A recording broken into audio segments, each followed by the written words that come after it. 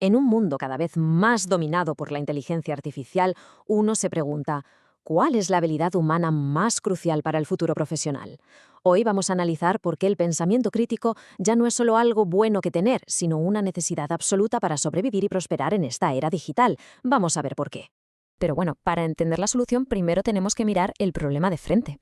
Y es que la inteligencia artificial ya no es el futuro, es el presente. Está aquí y está cambiando las reglas del juego profesional de formas que apenas empezamos a comprender. Y ojo, que esto no es una amenaza teórica. Pensemos en el caso de Steven Schwartz, un abogado con 30 años de experiencia, 30 años, que se fió de ChatGPT para un escrito legal. ¿El resultado? Un desastre absoluto. Citas inventadas, casos que no existían. Como es de esperar, al juez no le hizo ninguna gracia. Esta historia es una advertencia para todos. La lección de este caso es clarísima. La IA es una herramienta potentísima, sí, pero no puede sustituir nuestro juicio. No podemos delegar nuestra responsabilidad. Necesita que la supervisemos, que validemos lo que nos da y, sobre todo, que haya un ser humano aplicando el pensamiento crítico a cada resultado que genera. Y es aquí donde la cosa se pone preocupante. Las empresas están pidiendo a gritos profesionales que sepan pensar de forma crítica. Sin embargo, lo que ven en la gente que se acaba de graduar es otra cosa.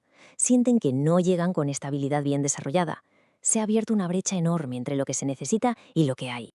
Y los números, como podemos ver, son demoledores. Una encuesta de directivos lo deja claro. Casi el 80% dice que el pensamiento crítico es la habilidad más importante. Pero la cruda realidad, que solo viene a un tercio de los graduados realmente preparados en este campo. Es con diferencia la brecha más grande de todas las habilidades que se analizaron. Entonces, con este panorama de automatización e IA, ¿qué se puede hacer? ¿Cómo prepararse? Pues la respuesta está en desarrollar lo que algunos llaman habilidades a prueba de empleos. Un informe de las Naciones Unidas las define como esos atributos que son fundamentalmente humanos. Hablamos de pensamiento estratégico, de resolver problemas complejos, de empatía, de ética. Vamos, todas esas cosas que las máquinas, al menos de momento, no pueden hacer con la misma finura y profundidad que una persona. En el corazón de todas ellas que está el pensamiento crítico. Pero a ver, ¿qué es exactamente el pensamiento crítico? Porque no es solo pensar mucho. La definición formal es muy precisa. Es usar de forma intencionada y razonada nuestras habilidades cognitivas para resolver problemas, sacar conclusiones y tomar decisiones. Se trata no solo de evaluar el resultado, sino el propio proceso mental que nos ha llevado hasta él. A mí me gusta imaginarlo como una caja de herramientas para el cerebro.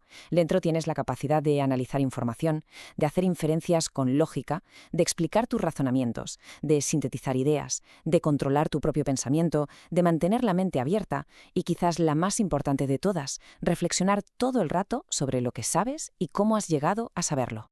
Y la urgencia de tener esta habilidad va mucho más allá del trabajo, ¿eh? Vivimos en una época de sobredosis de información. Un estudio analizó 126.000 tweets y descubrió algo que da miedo. Las noticias falsas se propagan mucho más rápido y llegan a más gente que la verdad. ¿Por qué? Pues porque suelen ser más impactantes, más novedosas. Sin pensamiento crítico, somos totalmente vulnerables. Claro, todo esto nos lleva a la pregunta del millón. ¿El pensador crítico nace o se hace? ¿Es una habilidad que podemos enseñar y desarrollar o es algo que o lo tienes o no lo tienes? Pues la respuesta, respaldada por muchísima investigación, es un sí rotundo. Igual que enseñamos matemáticas o a escribir, podemos enseñar a pensar de forma crítica. Y lo mejor es que es una habilidad que luego se puede aplicar a situaciones completamente nuevas, tanto en los estudios como en la vida. Y no hablamos de teoría, sino de pruebas reales y a gran escala. Proyectos europeos como Creathinkidu o Think4Jobs juntaron a universidades y empresas de varios países con una misión: demostrar que se pueden crear programas de estudio para enseñar a pensar críticamente de forma activa.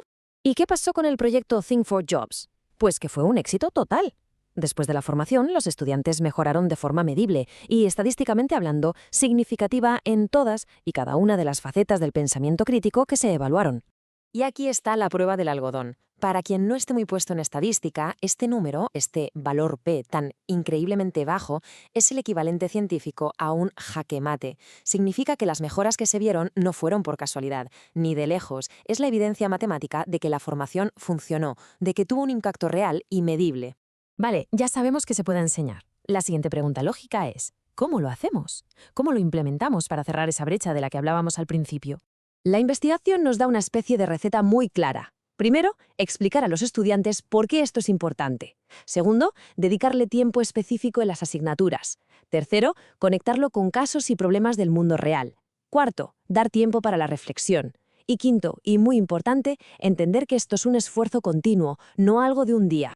Y a la hora de enseñar en el aula, la cosa se basa en 3 pilares.